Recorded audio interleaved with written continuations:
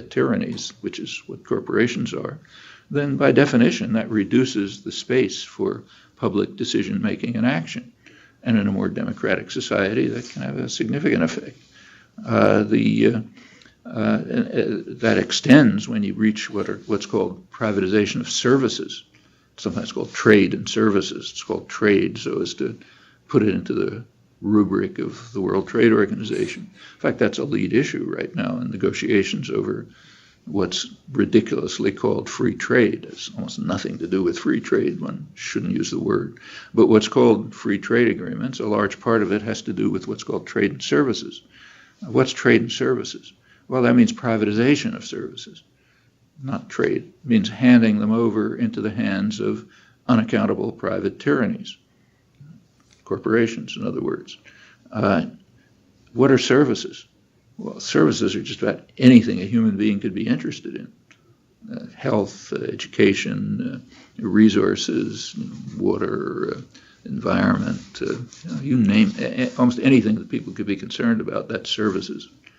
Well, you take services out of the public arena, where people, at least in principle, have some choice about it, and put them into private hands.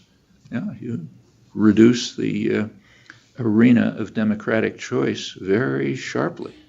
The same is true of freeing up capital movement that was controlled under the Bretton Woods system, which was terminated in the mid-70s. And it's well understood by international economists that, in fact, Keynes understood it perfectly well also, that the ability to move capital freely is an attack on democracy for very obvious reasons. It establishes what international economists call a virtual parliament of investors and lenders who carry out moment-by-moment referenda on government policies. If they don't like the government policies, they wipe out the economy by capital flight, by attack on currencies, and so on. And the mechanisms are understood. It also forces countries to hold huge reserves to protect their currency, which slows economic growth. But the main effect is an attack on democracy. In fact, just about every element of the neoliberal package has that consequence. And it's understandable, and it's in large part, I think, a lot of reasons, but one reason is a reaction to the threat posed in the 1960s, to a large extent by students, the threat of freedom, independence, creative thought, and civilizing the society, which is a real threat, has to be contained.